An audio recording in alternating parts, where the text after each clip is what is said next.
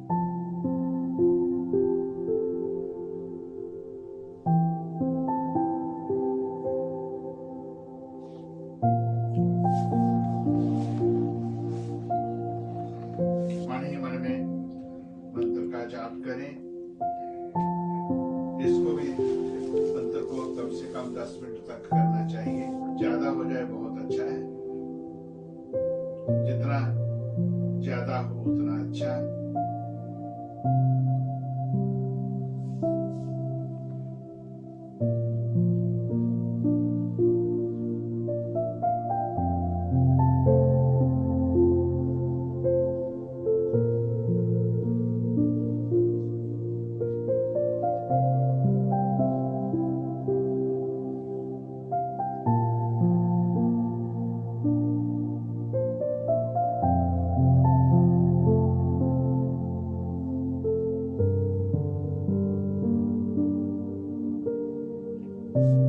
धीरे धीरे आंख नहीं खोलें। जब भी आप एक बार ध्यान में बैठ जाएं, फिर कोशिश करें कि आंख ना खोलें। जैसे मुद्रा के बाद आंख खोलनी पड़ती है, उसको खोलने के पश्चात फिर बंद कर दें।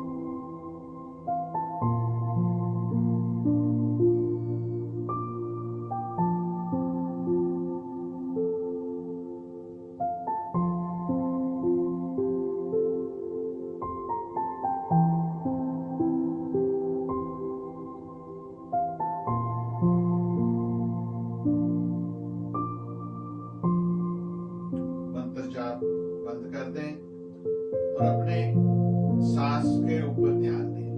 साक्षी भाव से आप श्वास ले रहे हो, आप श्वास छोड़ रहे हो, महसूस करने का प्रयास करें।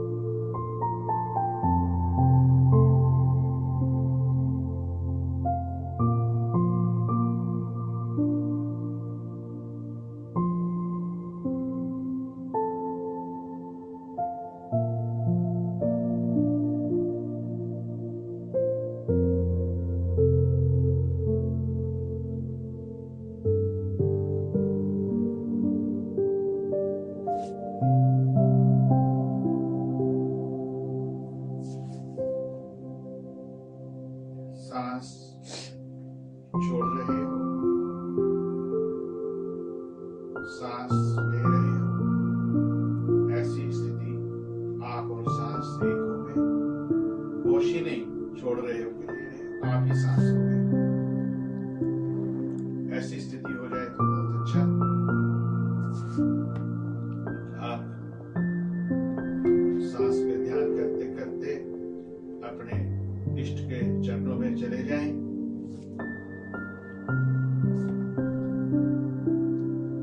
पूरे ध्यान की प्रक्रिया में, साधना की प्रक्रिया में अपने इष्ट को, अपने गुरुदेव को साथ रखना।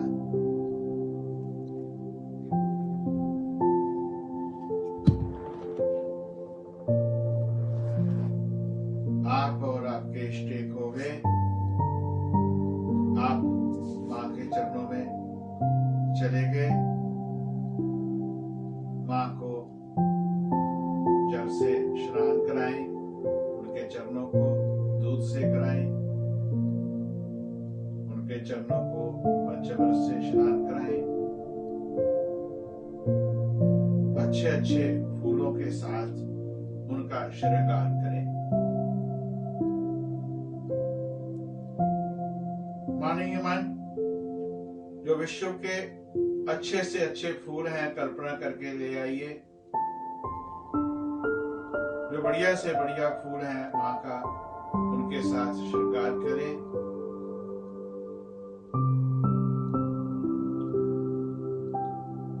अपने इष्ट का अच्छे फूलों से श्रृंगार करें।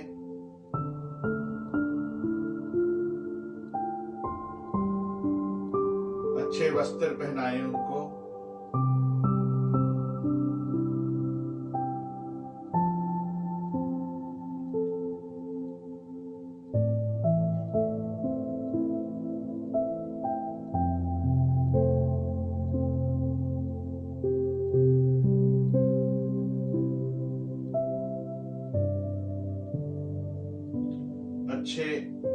आभूषण, अच्छी ज्वेलरी पहनाए माता रानी को, अपने इष्ट देव को, जो भी आपको अच्छी लगती है, अच्छी से अच्छी, जैसी आप पहनना चाहते हो, अपनी माँ को, अपनी बहन को, अपनी वाइफ को पहनाना चाहते हो, बहनें खुद पहनना चाहती हैं, बेटियां, उससे भी अच्छी ज्वेलरी कल्पना करके माँ को पहनाएं।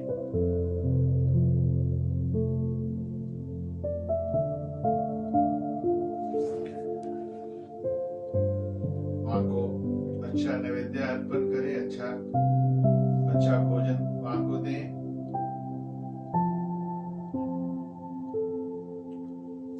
माँ ने भोजन कर लिया, फिर माँ को जल दें। धीरे धीरे धीरे धीरे धीरे धीरे माँ के चरणों से लिपट जाएं, उनको प्यार करें, अपनी कथा, अपनी व्यथा मन ही मन कहें उनको। बहुत बड़ी बात है, वो सुनती हैं, जो हम कहते हैं वो करती भी हैं। बहुत दयालु हैं, कृपालु हैं वो। जो वो करती हैं कोई एहसान नहीं करती। दुनियादारी में तो सब इंसान एहसान करते हैं।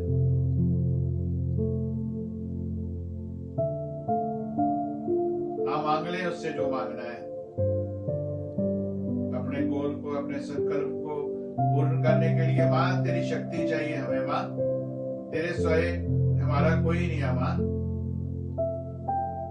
तू ही सब करती हो, तूने आज तक किया। माँ मेरी गलतियों से, मेरी बेवकूफी से मैं नहीं कर पाया। गुरुदेव आपने तो बताया कि कैसे माँ के चरणों में लगना है। बस माँ के चरणों में बैठे रहें शांत होके। ऐसा विचार करें कि आपका संकल्प, आपका गोल पूरा हो गया।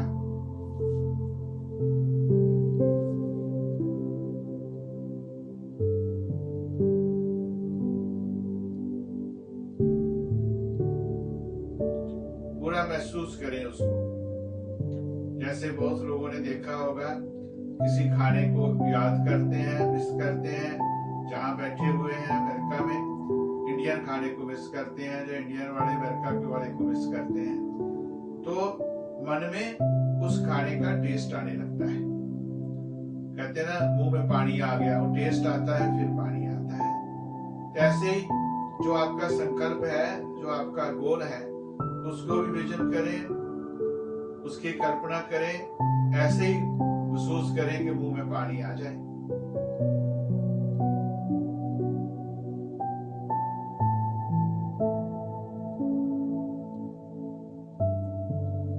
गोल पूरा हो गया, संकल्प पूरा हो गया, माँ के दर्शन भी हो गए, माँ की कृपा भी हो गई, और 100% कि जो गुरुजी ने कृपा की है, माँ ने कृपा की है, ऐसी भावना रखना।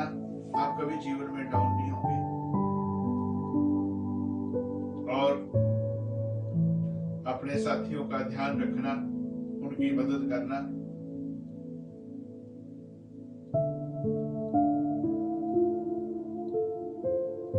बस शुक्रिया करें माता रानी का, अपने गुरु महाराज जी का, और मयूर पंख मुद्रा करें।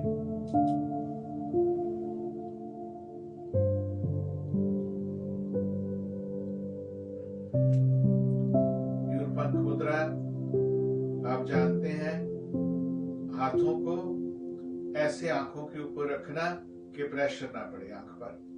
इसको 3 मिनट तक करना चाहिए।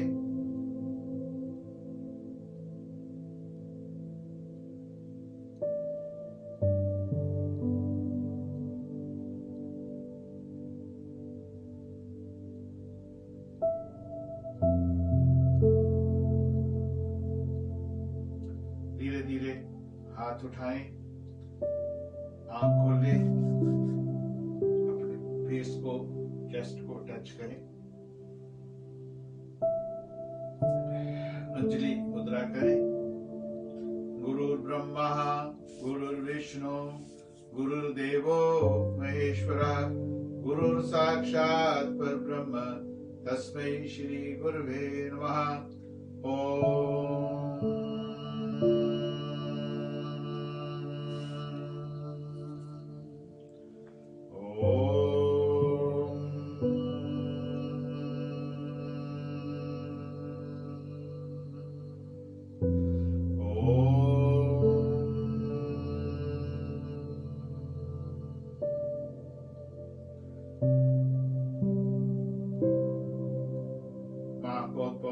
कृपा करे आपके ऊपर, बहुत बहुत आपको शक्ति दे, आपके गोल पूरे हों, आपके संकल्प पूरे हों, आप जीवन में आगे बढ़े, आपके कष्ट आपके दुख सब समाप्त हो।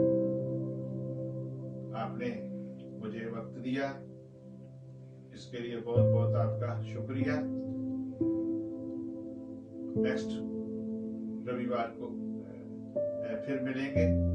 आपके भीतर बैठे हुए परमात्मा को, आपके भीतर बैठी हुई मां भगवती को प्रणाम करता हूँ। जय माता दी।